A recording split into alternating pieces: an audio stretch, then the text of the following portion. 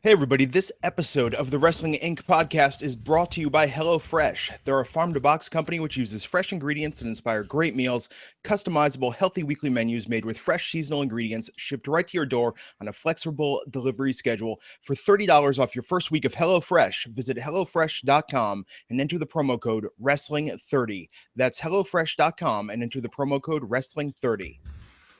Hey everybody, welcome once again to the Wrestling Inc. podcast. I'm Glenn Rubenstein, joined as always by Wrestling Inc.'s own Raj Giri and Dennis Farrell. Today we're going to talk about SmackDown Live from May 2nd, 2017. Great to see you guys. I was there last night, really enjoyed watching the show live. Want to get the perspective about how it played on television.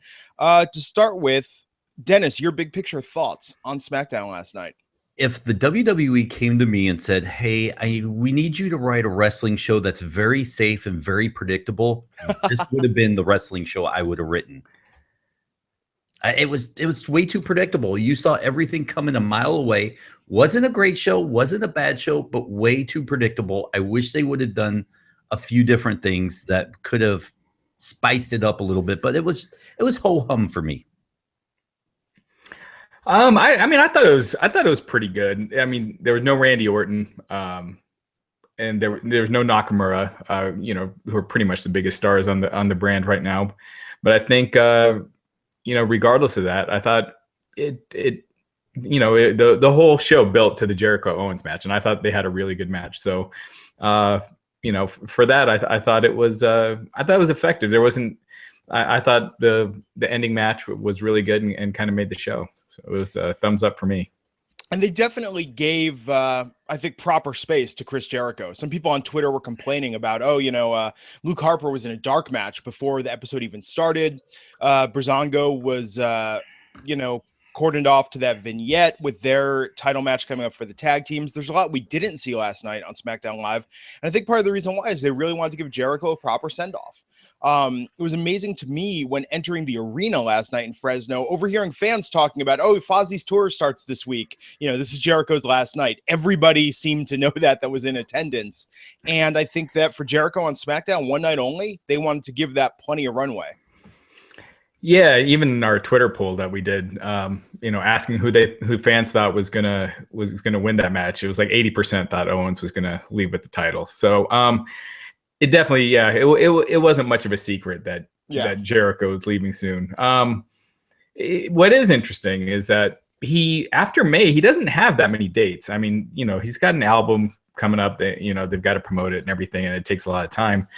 But who knows when he'll return? I mean, he could come sooner or later. He did sign a new WWE contract earlier this spring, or it was earlier this year. So who knows how long this hiatus will be. Oh, I could easily see them the way they left it, him coming back to build Owens versus Jericho for SummerSlam. I think they left the door open, and I thought that was kind of cool last night, that they we all felt that Owens was getting the title back, but I think they overdid it so much in the way that they sent Jericho out that it was, for me at least, watching it live, it was charming. But let's talk about the episode and go match by match, segment by segment, and really dive deep into the show. So one thing I saw, I was also at the house show in Stockton, California on Monday night, the SmackDown Live show, and Randy Orton did come out and tagged with Luke Harper against Eric Rowan and Jinder Mahal. Monday night at the house show, no belt on Randy Orton. He did not carry it. He didn't bring it out there.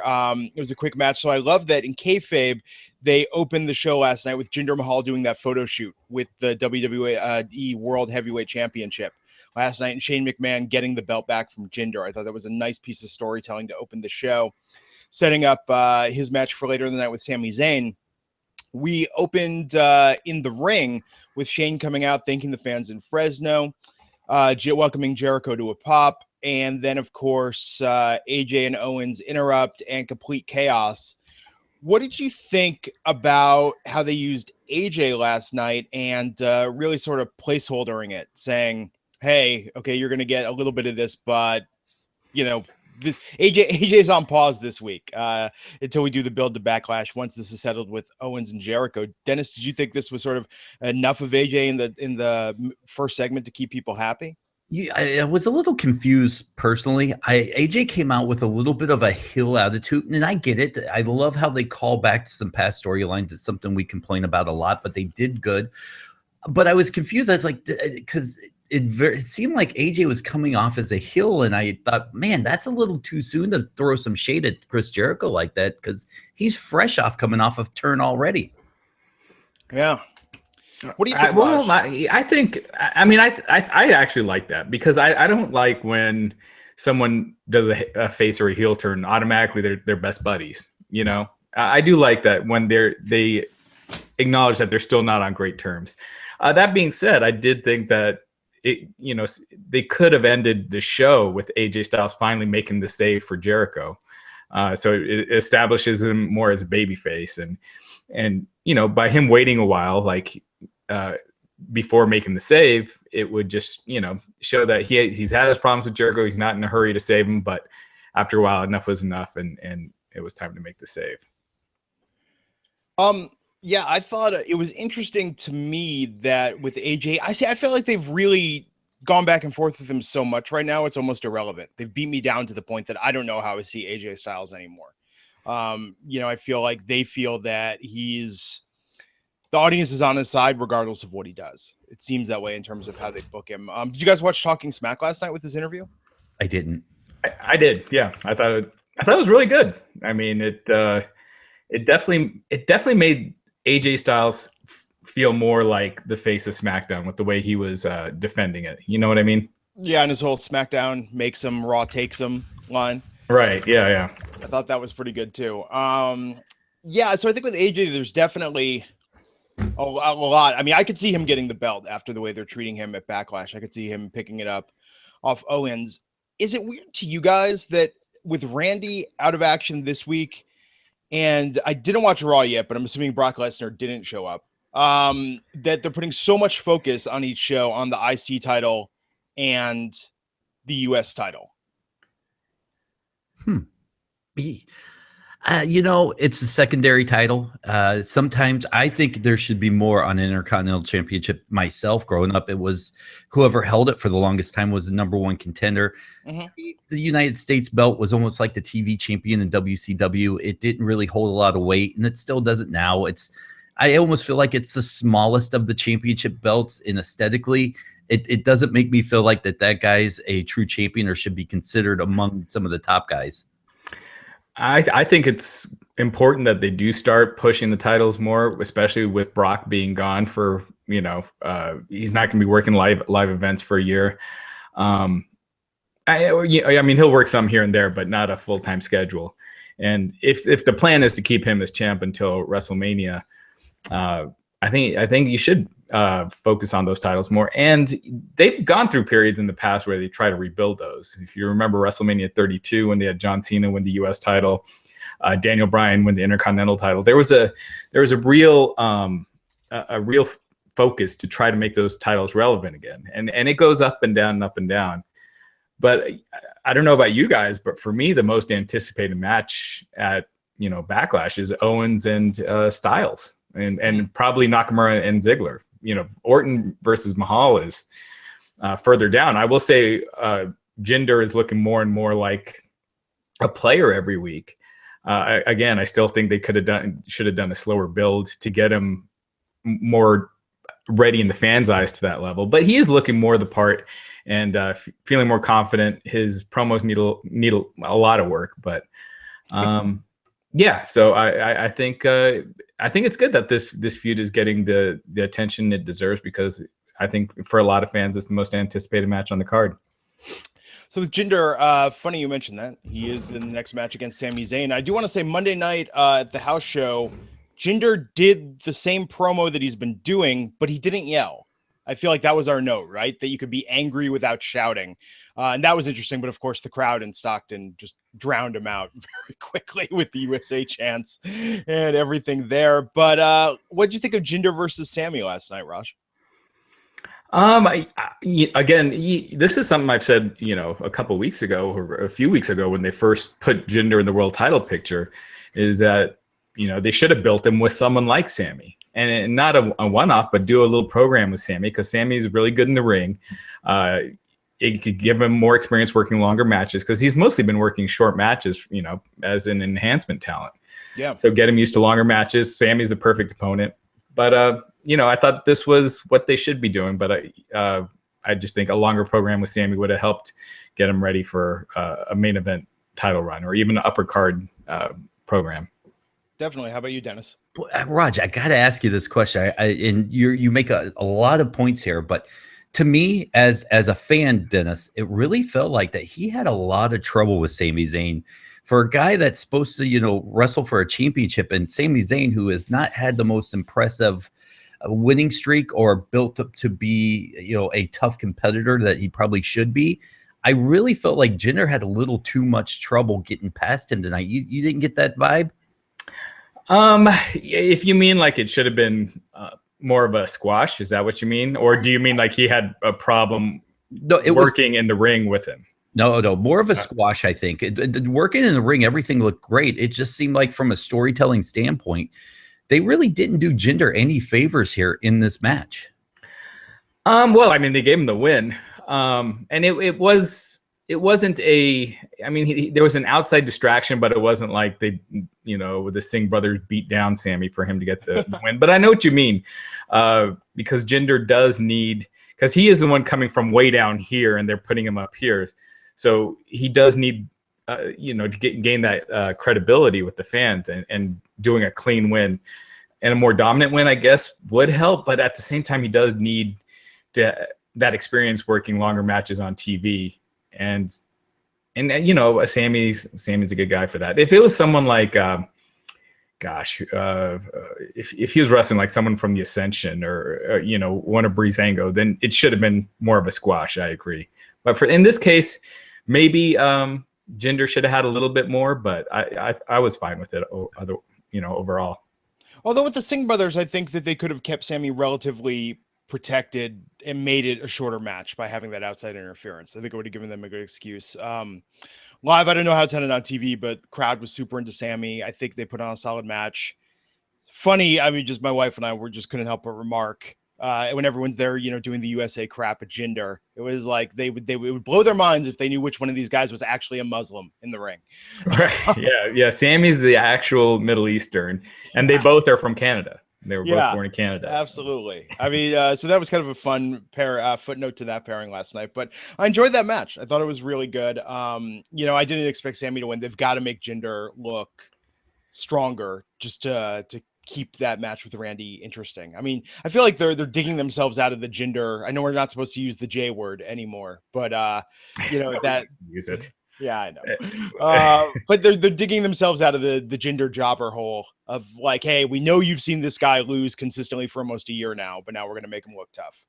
Yeah. And again, like I said, if they did it for months, I think it would be a lot more believable for him in the main event level. Someone pointing out in the YouTube chat that, people don't squash Sammy really. Like, Seth Rollins had a problem with Sammy, and Seth Rollins actually lost his Royal Rumble shot because of Sammy. So I agree with that, that Sammy's credible enough that it worked.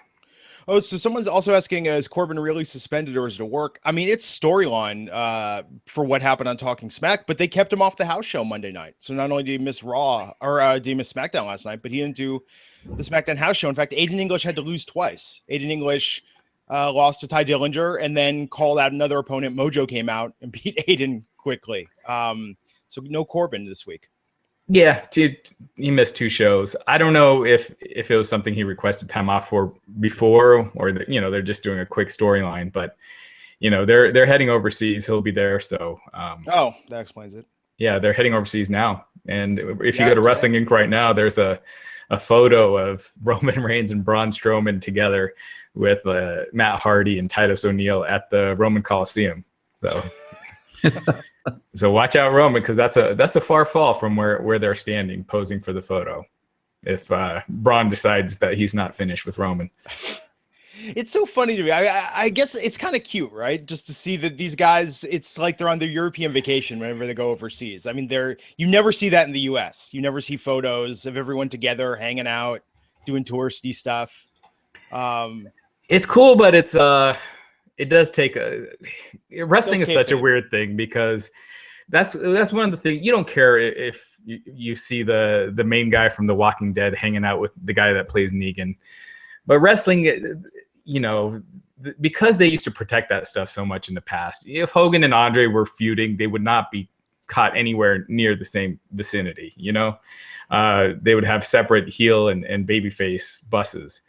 So that part, it's just gone, I guess, and that's the way it is. But yeah, it's an interesting photo.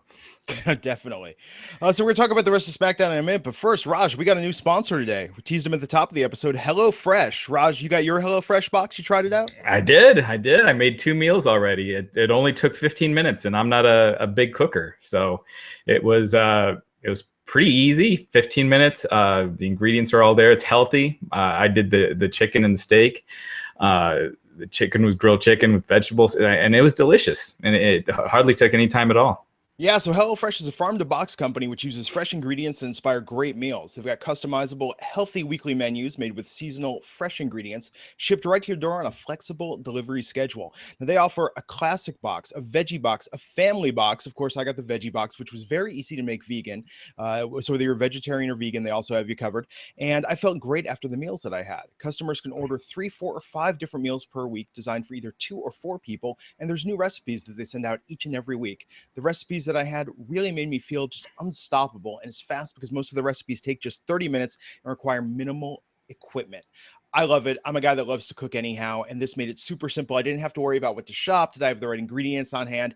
Every single thing I needed for these recipes was right there in my HelloFresh meal kit. So they are a delivery service. They make cooking fun so you can focus on the whole experience and not just the final plate. Each week, they give you these recipes with step-by-step instructions designed to take around 30 minutes from everyone from novices to seasoned home cooks who can make these meals on short time with minimal preparation. They source fresh ingredients measured to the exact quantities you need, so there's no waste.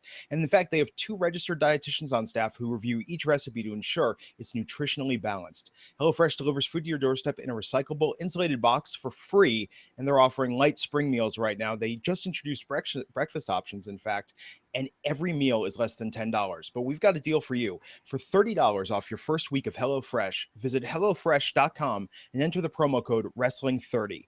That's HelloFresh.com and enter the promo code Wrestling30. This is really great. If you like to cook, but you don't like to shop, if you're not so sure about your cooking skills and you don't want to plan recipes and have to worry about having the right ingredients on hand, HelloFresh makes it so simple. And you heard Raj talk about it. He had the meat options. I had the veggie options. It's great. It's so simple to do, and I love that it comes in these just compact boxes that have everything you need to make a killer meal. Again, go to HelloFresh.com and enter the promo code Wrestling30 to save $30 off your first week of HelloFresh, and we thank them for sponsoring the Wrestling Inc. podcast. Also want to thank our other sponsor, DDPY. You've heard us talk about it. Look at Chris Jericho last night. Again, that amazing agility he displayed, that flexibility in reversing some of those moves from Kevin Owens. How did he get to just what he describes as the best shape of his life? DDPY, specifically their awesome Max Pack, which you got to check out. And for a limited time, we've got a deal for you where you can get 3 months of full access to the DDP Yoga Now app, plus the DDPY DVDs for 25% off when you go to our link at ddpyoga.com/wrestlinginc. Also, they have a special deal where you can just get the DDP Yoga Now app for 25% off using that code. Again, ddpyoga.com/wrestlinginc. Got an amazing deal where you can also buy a max or combo pack at 25% off and get 50% off the second one. We love having DDPY as a sponsor. We see it all the time on social media. You tweeted us, you say you're using it. It's helping you lose weight. It's helping you improve your flexibility and improve your health. Not just Chris Jericho, but AJ Styles, Mick Foley, Goldust, Scott Hall, Jake the Snake. All these guys are using DDPY to turn around their health, taking control of their lives. We encourage you to get started today. Again, that's ddpyoga.com/wrestlinginc. And we thank them for sponsoring the podcast. So back to SmackDown last night.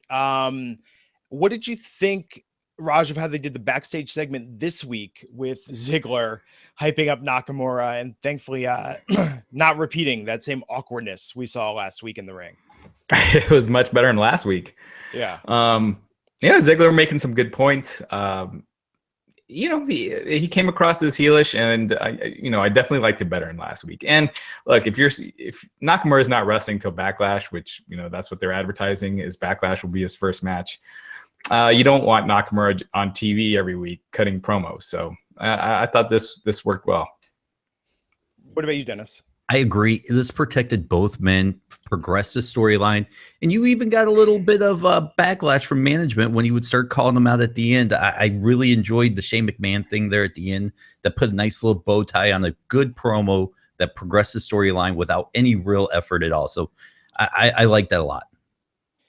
Yeah, I thought this was a much better, cleaner way to do it. And I thought keeping Nakamura off TV helped after that promo. I think they need to rebuild up the mythology again.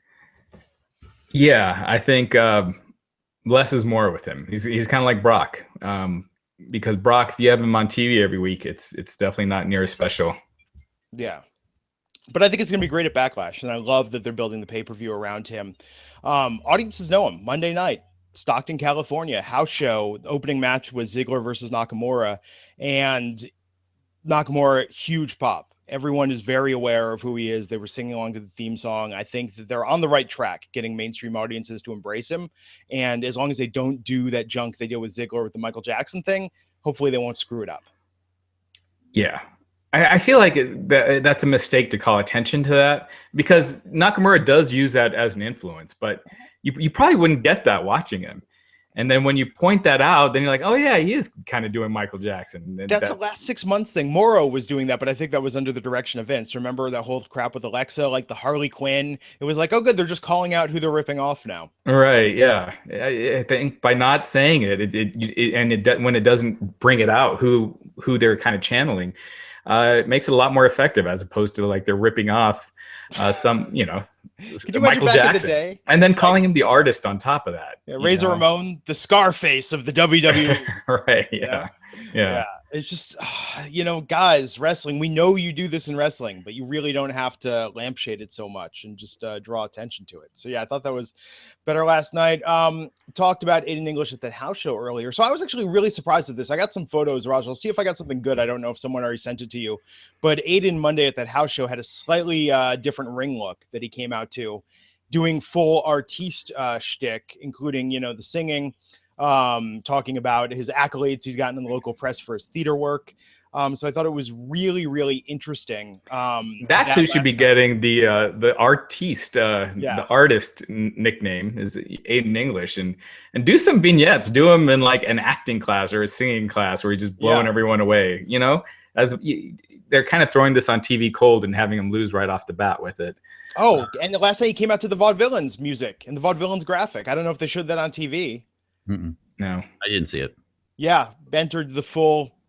It was like really confusing that he was back to that. But yeah, if no one's submitted it to you, I'll send you the photos of what he was doing slightly different on Monday for his look. It was interesting. But yeah, so we had Aiden versus Ty, and Dillinger, man, he was over with that crowd last night. I mean, I feel like they're almost underutilizing him compared to the crowd reactions he's getting at this point. Dennis, do you agree? Yeah, I kind of like it. This is what we talk about, a slow build. A lot of times we see a guy get a huge pop a couple times and boom, he's elevated, and maybe it's sink or swim. But I like that they're taking their time. They're letting the crowd enjoy him without elevating him maybe above his head. Maybe he can handle it, maybe he can't. But I kind of like where he is. You're building him up. You're building up this mythology. And Abe, this English match was great for him. It looked great, and I was never a big Dillinger fan until tonight. I really sat back and said, I kind of like what this guy's selling now. Wow. Yeah, I agree with Dennis. I think outside of the NXT crowd, people don't really know him. So I think you should build him up more as opposed to just throw him at the top, especially because I do have my doubts with him. I think he's really good in the ring. He's great, really great outside the ring. Everyone really likes him. I've never heard a negative thing about him. But with his promos, they just don't come off as upper level promos. He needs to work on that. So, but keep building him and let the fans know who he is before moving him up to like the U.S. title picture. Yeah, and they really put over his new finisher on Talking Smack last night. Do you guys notice that in the ring? What he did with the drop with the exposed knee? I like that. I liked it a lot. It's a lot of tweaking going on, and you can do that at the level he's on without really exposing him. So I like that they're trying new things, and it's not the same match. It's great. I think they're doing the right thing with him. Well, and speaking of Aiden English, so this is something probably to ask Matt Morgan about Monday Night Raj, but with Aiden in that segment with Jericho, like, are you doomed when you become the punchline of a segment like English did last night? Crying like that usually doesn't lead to a main event push. But man, one thing I really noticed was how much Aiden towered over Jericho in that. Yeah. He looked like he was a foot and a half taller in that promo. I don't know if it was just the camera angle or what, but he looked gigantic. I don't know. I mean, it's better than what he's been doing with the vaudevillains. At least he's getting some time, but this isn't looking like it's leading to, even an upper mid card push. Just something for him to do, and at least he's got something. Aiden, it's funny you mentioned how tall he is, because I keep thinking if he was bigger, he doesn't have the veins like Jinder does. But Aiden has, I think, for as far as muscular definition goes, one of the best physiques on the roster. I feel like that's always been slept on with him. Hey, I don't know. Well, maybe he's kind of like Cesaro, where you don't really. He's got a good physique, but it's not so overblown, that over the top. Yeah, exactly. That's the first thing you notice. So. Oh, I forget when. Now I can't unsee it, but he's got like the side abs going on. He looks to me like like when Rob Liefeld or a comic book artist would almost draw guys too muscular, like muscles on top of muscles. Like that's what I see when I see Aiden now. But yeah, I think it's a long way to come out of that hole that they dug for the vaudevillains. Long way. I'll say this, guys. Not everybody needs to be wrestling for a championship belt. There are some guys that find their place, and maybe you're the guy to put someone over. Maybe you're the comic relief, but it doesn't mean that you're bad at your job. Maybe he's going to find his niche in this role, and I'm okay with it. I like the fact that people have defined roles, and hopefully one day he can find himself wrestling for something worthwhile. But if not, at least he's on TV.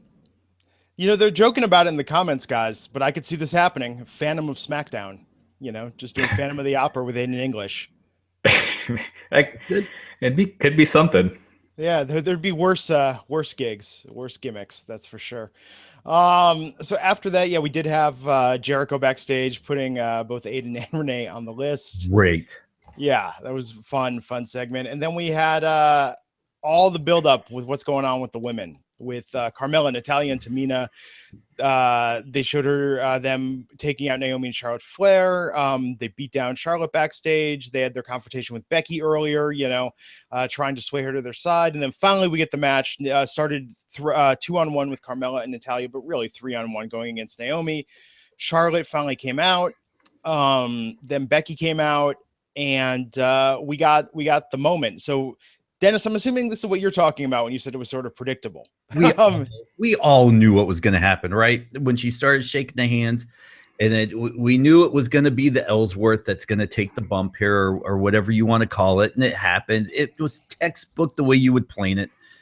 I don't know you would do anything different, but it was just textbook. And I think that was my only problem, really, was you knew Jericho was going to get beat down somehow. That was the way they were going to write him off TV. Although I might have had a different idea for it, but we'll talk about that later. It was just way too textbook. I'd like to have seen maybe something a little different. Becky come out at the end and just hit Natalya or something and walk out, but it happened the way it happened.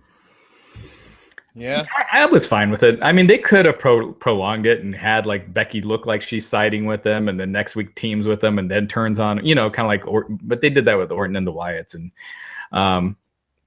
for what it is, I was fine with it.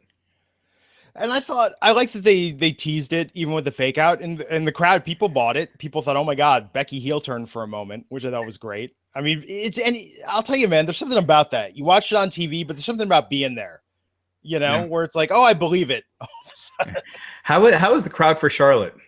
It was okay. At the house show, they're behind on the house show. They were still treating the Usos like faces, treating Charlotte like a heel. But last night, Charlotte got a better reaction last night. Yeah, she hasn't totally. I guess she hasn't like officially. She's on the babyface side now, but she hasn't done anything to establish herself as a babyface yet. So, there was even something to notice when she was coming to the ring last night. Like the look on her face, she had that look more of determination rather than arrogance in her entrance. Like little changes in how she's carrying herself. Yeah. But yeah, so the crowd, but man, Becky, man, crowd loves Becky. It's not just me. I mean, both nights. You know, last night the chants for around me, everyone that we want Becky. If you look on Reddit, it's almost becoming a bad joke right now on the pre-SmackDown discussion threads. Everyone's talking about what's up with Becky this week. I mean, it's amazing to me that they're not utilizing her more, but I guess she is at the heart of the storyline at least. But what do you think the women's division is going forward, Raj? How do you think they play hot potato with the belt to get it on Charlotte? I don't know. Because no one on the heel side seems that ready for a title run. No. And that's the thing. Because Naomi and Charlotte, that's a good program. Becky and Charlotte, Becky and Naomi, those three, they can go. Yeah. And then there's kind of a big drop off. So Natalya, maybe? Well, yeah. Natalya, I think the problem is that she's just been there for so long. And she's turned so many times, and I think she's just. I've said this so many times in the past. I just think she's miscast as a heel. She just seems way too genuinely likable to boo. But I mean, I guess she could be the one if you're doing a transitionary thing. But Carmella's fresher. Yeah. Who's your pick, Dennis? You know, I like Natalya. Honestly, that's the one person that I don't think she's had a title run in her since she's been there, if my memory serves me right. And I think if there's someone that deserves it for everything she's done for as long as she's been there, I'd stick it on her for a little bit. And just see what she can do, because we don't know what she can do. She's funny. She can play a bit of a bitchy character. I'll say that. She can play a nice character. I'm just like to see her do something with that belt. She has held a Divas Championship, but she only held it once. Considering for how long she's been there, that is pretty remarkable for how talented she is and having only one title run. Yeah. I thought it was interesting on Talking Smack. I wonder if Carmella was talking out of turn when she was calling herself the #1 contender because she pinned the champion last night. I'm sure that's where they're headed. I mean, I don't think they.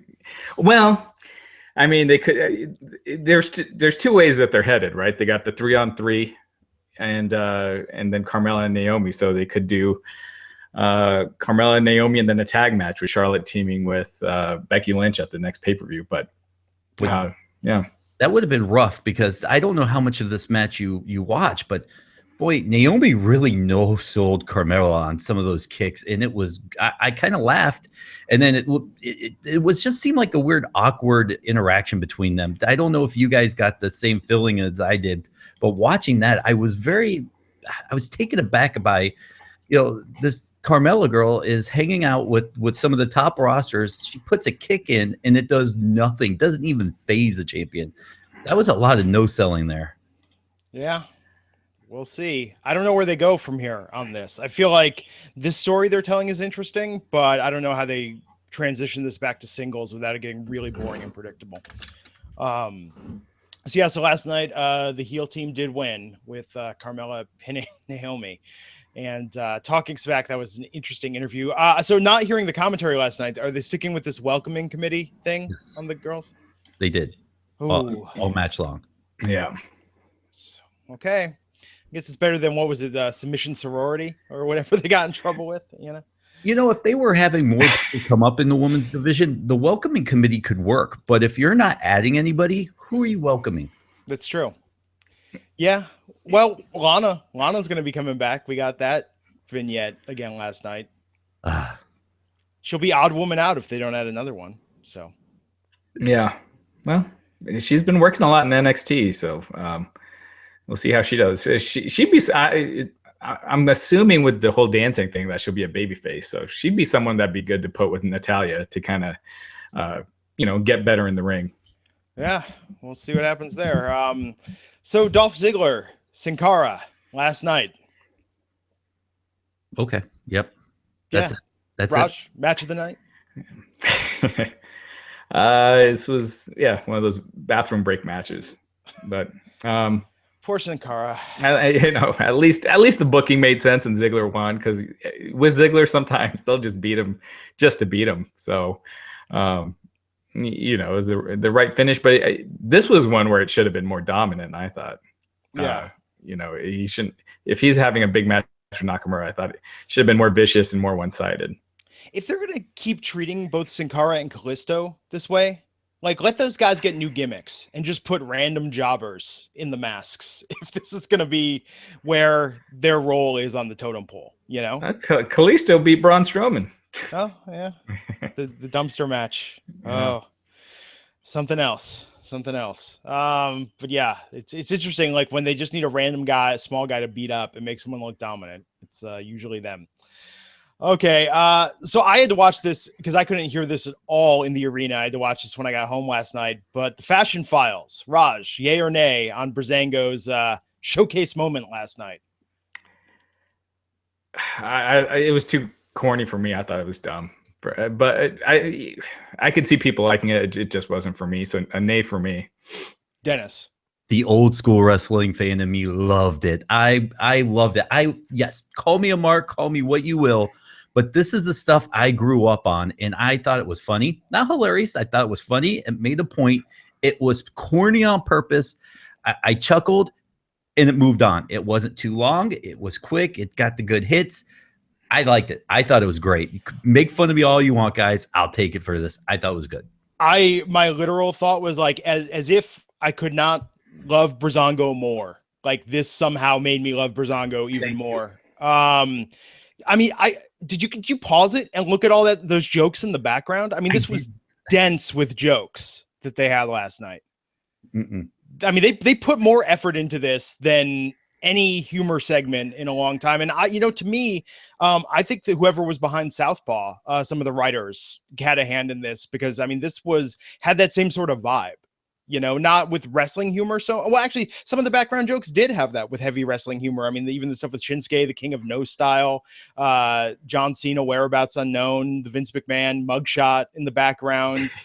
Yeah, that's true. I mean, I'll give it a little time. I haven't shut the door on it, but it didn't make me see them as anymore as title contenders. But no, they are.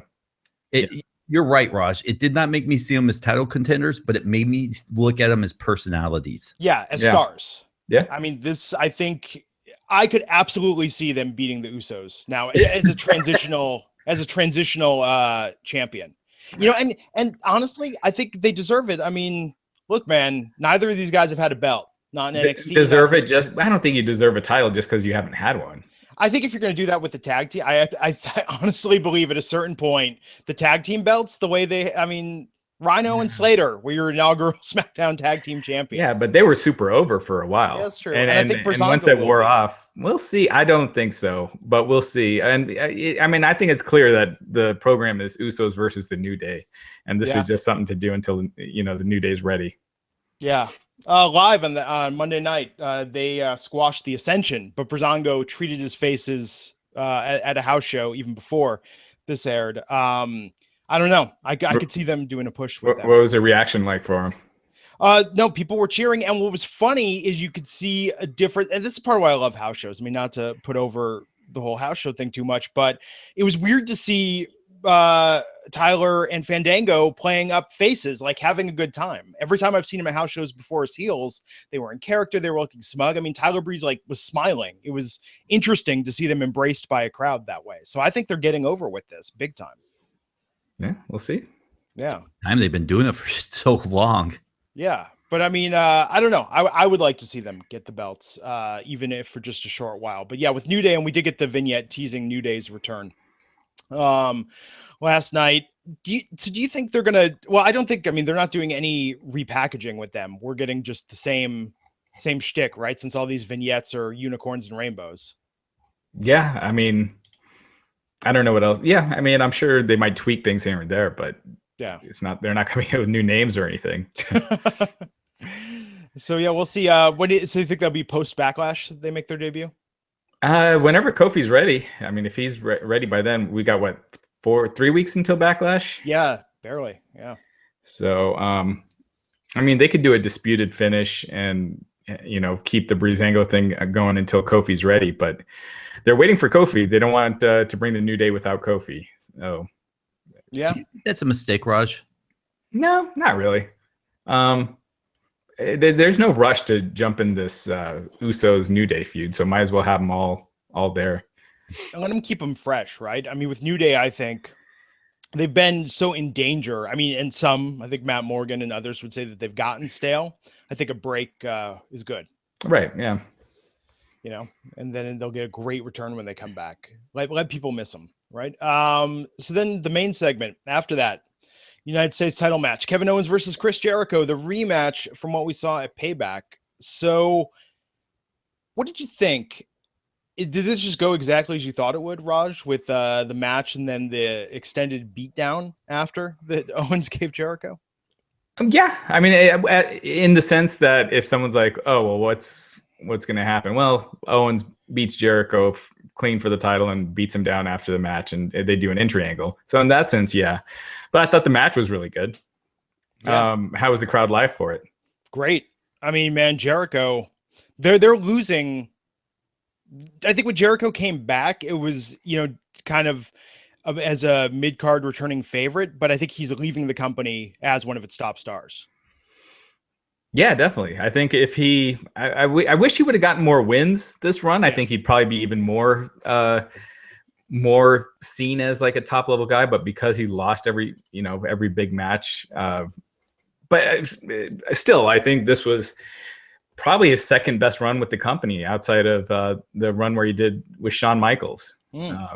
And I'm sure some people might say it was even better, but the thing with the Shawn Michaels one was he felt like the main event, and he was in the world title picture, and he won the world title, and so that's why I'd probably give that run the edge. But he was awesome here. He totally reinvented himself, and was one of the highlights, of Raw for the better part of for the last year and a half.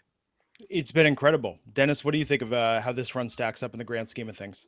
Oh, listen, I've been a Jericho fan since the WCW days, and that was the only reason why. I grew up a WCW guy, and the only reason why I went over to the Attitude Era was to follow Jericho, and that was it. I grew up in Atlanta, so I liked him, and this has to be one of the best I've seen him. I mean, he's done different stuff every week, and it's not gotten stale. It's not gotten boring. They came close with the best friend thing, but they found different ways to keep it entertaining. I'm happy to see him go, because I feel like when he comes back, he'll have something new and different for us all over again. In fact, the amazing thing to me, post best friend thing, is I think that Owens has actually suffered a bit character-wise. He made Owens feel so fresh with the best friend angle, and I think that Owens gave him some great chemistry, and that's what I think has been lacking. This Face of America thing, I mean, does anybody like that gimmick? No, and that's a good point, because you knew what was coming with Jericho and Owens the whole time, that Owens was eventually going to turn on Jericho. But yeah, I guess once he did that, it's like WWE doesn't know what Owens' character is right now. Yeah. As opposed to the serious guy in a comedy duo. So, and I don't think you need to overthink it. Just kind of go back to what he was before Jericho, and just this no nonsense smack talking heel. And he does that great. But he's not even like, I think that there was an opportunity, like he wasn't even mocking their friendship. He wasn't even really referencing it, except, oh yeah, I turned on him. He did on Talking Smack. And I thought that would have been better to do before the match, have him, have a good video package looking back at their history, and because this thing's been playing out for such a long time, and this was the last match, between them for a while. So make it a bigger deal, have a big video package, and a couple promos and stuff.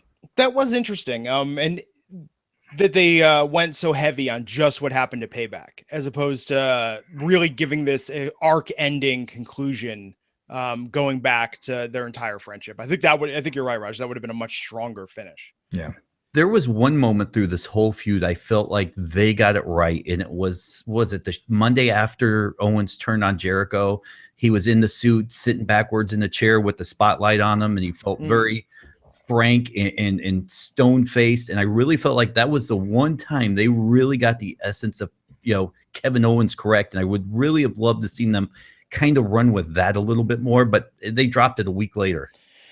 What's funny to me, and I don't know why I'm thinking about this now, but I mean, have you guys ever had like a close friendship where you had it like end and you were so close to the person you got sick of them, and you could just think about all the promos Kevin could have cut talking about how it was just like he reached his limit of peak Jericho, of just on and on about this and that, he never shuts up about this. I mean, I feel like they didn't give him motivation for his turn aside from like, well, I got what I wanted out of it. Then it was time. I was never his friend, just sort of like hand waving it off. Yeah, but again, he did kind of explain it on Talking Smack. He was saying, Jericho would take credit, calling us saying we were the champions. But it just seems like last night. Oh, I missed that. I watched, that was the last thing I saw last night before I went to bed. But oh yeah. I mean, Owens was talking about, he was mentioning all that, but it's like, that's weird that you kind of explain the whole feud after it's over. Yeah. And on Talking Smack, which is seen by maybe hundreds of thousands as opposed to millions of people on TV. Maybe hundreds of thousands. Maybe, yeah. Maybe plural. But I thought it was good last night. But yeah, I worry about with Owens, because it was odd, because on the indies, Kevin Steen never was it a lack of things to say or stuff to talk about. Wasn't the most repetitive dude. But I feel like they've got him like boxed in on where he can go right now. I think the Face of America gimmick definitely boxes him in. Yeah. I mean, is this just so I don't remember which rumor site had this, but have you heard about this, Raj, that like Vince putting him in a suit, Vince made him shave the beard, Vince is fed up with his physique? That's stupid. Yeah. We shouldn't even bring stuff like that up. Well, I'm curious though, because I mean, what seems truth to it is like the Face of America, because they said he was going to wrestle in a suit. The person that started that, which obviously didn't happen. Yeah. So he's in the main event on the show. He's the main featured guest on Talking Smack. He's being pushed where he pretty much has been more or less for the better part of the last year. Even when he was the champion, it wasn't like he was the guy on Raw. It was Roman Reigns. So I mean, he's kind of where they see him. Yeah. So I thought this last night, I thought the match was really good, but I mean, what did he come out? There was like a 3-time beatdown on Jericho after he beat him once, and the second time, and then another time. I mean, that was just so excessive. If you want Jericho off TV for 6 months or 3 months or whatever, this is a great way to sell that. Yeah. Boy, I was waiting for him to flip a Krispy Kreme truck at the end. I mean, the way they really sold him at the end. I liked it. I thought it was great. I would have loved to have seen something different to throw us off. Jericho and the writers sometimes are pretty good. Maybe see Jericho get suspended instead of a beatdown somehow and get stripped of the belt and told to leave immediately. Something different. I think it would have been a little more refreshing than a beatdown. If the title wasn't on the line, I do think, a suspension would be a creative way to do it.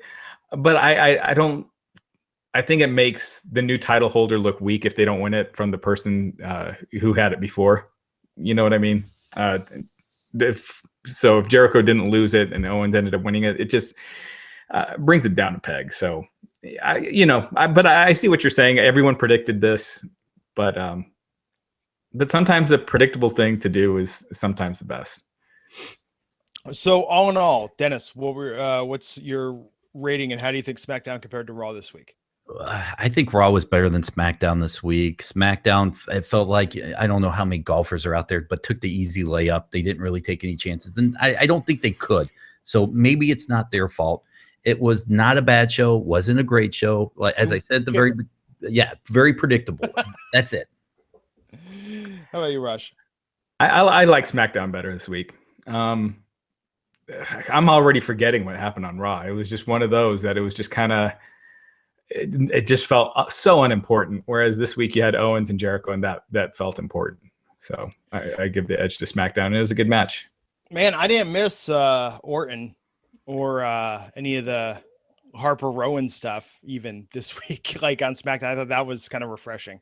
Maybe I thought SmackDown was better tonight than it's been the last few weeks. Yeah. Raw had the excellent, main event. Outside of that main event, I thought that show was not really good. And yeah, this show, I thought, the absence of Orton. Hopefully, we'll see where they go with them, with Jinder and what his promos are like with it. But Orton has brought the show down for me with his feud with the Wyatts over the last several months, and hopefully it changes now that the Wyatt stuff is done. Yeah. So I didn't watch Raw this week yet. Gonna catch up on it in the next couple days, but SmackDown being there is great. And Monday night, really happy with the house show I went to. I have to say this, guys, it wasn't even the main event at the house shows. It was a pre-intermission match, triple threat, Sammy, Kevin, and AJ Styles. And that was fantastic live. I really hope they do that on TV soon. So last night was Fresno, right? Last night was Fresno. Monday night was Stockton. What was the crowd like in Stockton?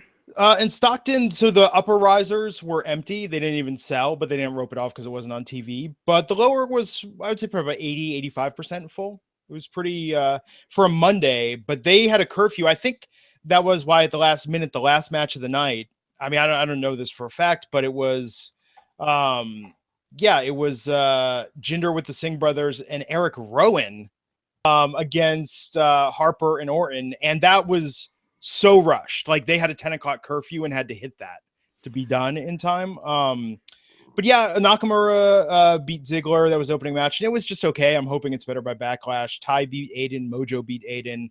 Brazongo went over the Ascension. We had the 6-woman tag with the faces winning.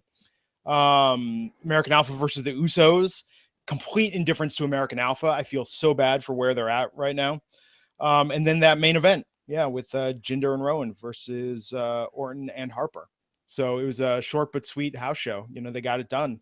Did Orton work much?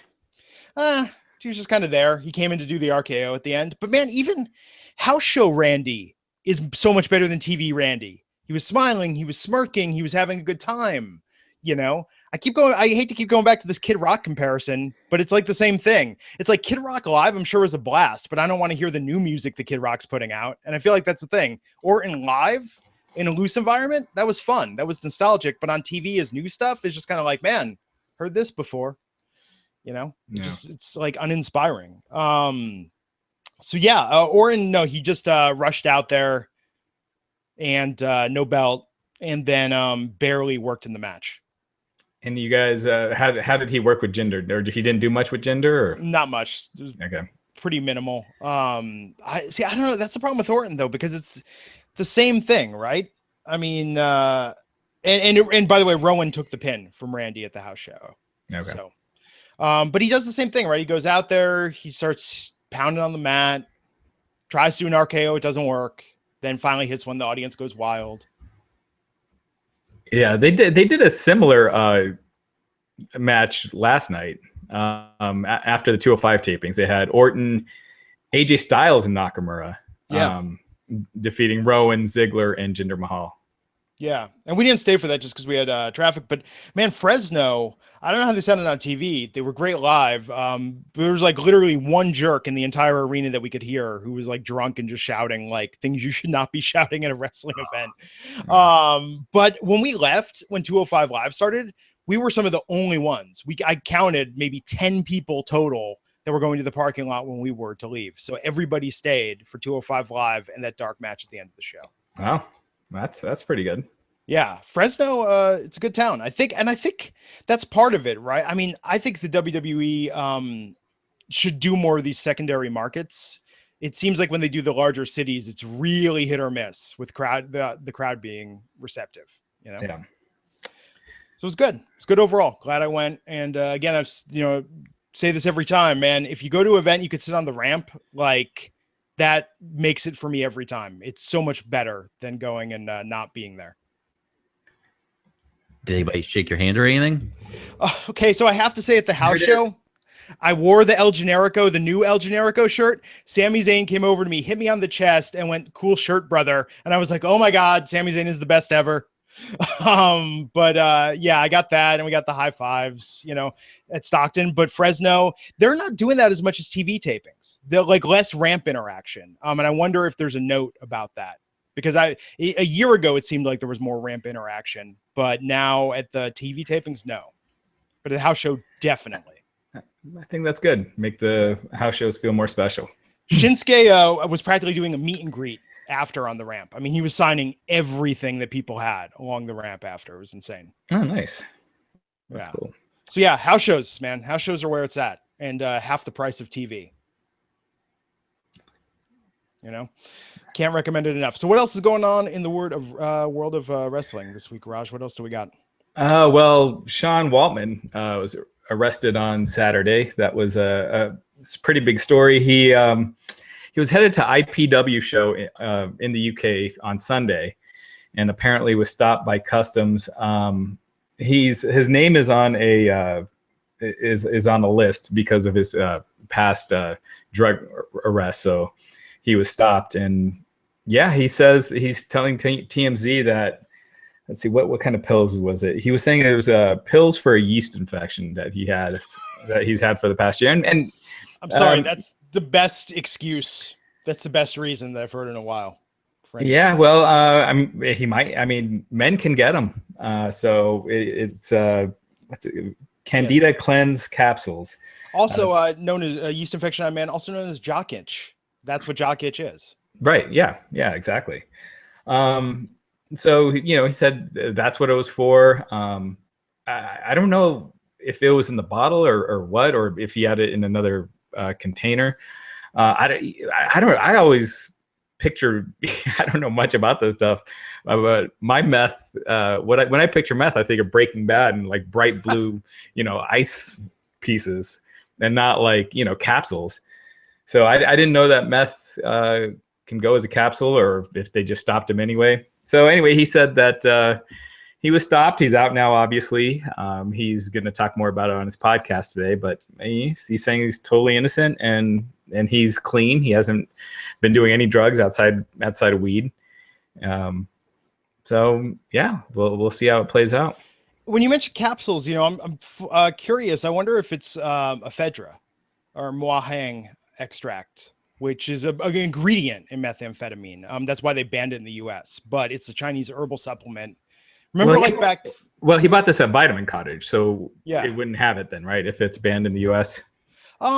Yeah, I could see some guys still using it. I bet you some places still stock it. Remember, I don't know if you guys remember, 15 years ago, the controversy over Hydroxycut and all that stuff. They took off the market because some kid's heart exploded when he took a bunch of it and ran on a treadmill for 5 hours. Yeah.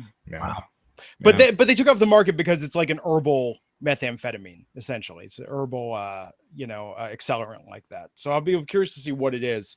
But yeah, I mean, stuff like that. It's the same reason guys use Adderall now, is it gives you that same effect. Huh.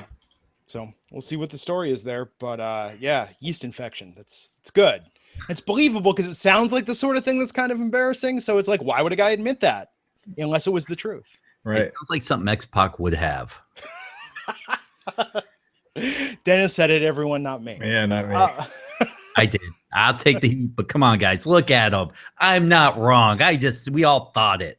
Yeah. Okay. Yeah, he easily looks like he's doing better than he has in a very long time. And when I spoke to him, when I interviewed him for the site a couple months ago, and he sounded way better and looks way better than he did, 10 years ago. And he looks like he's coming around. Okay. So Adam Cole's a free agent. Adam Cole, a free agent as of last Sunday. Everyone's expecting him to go to WWE.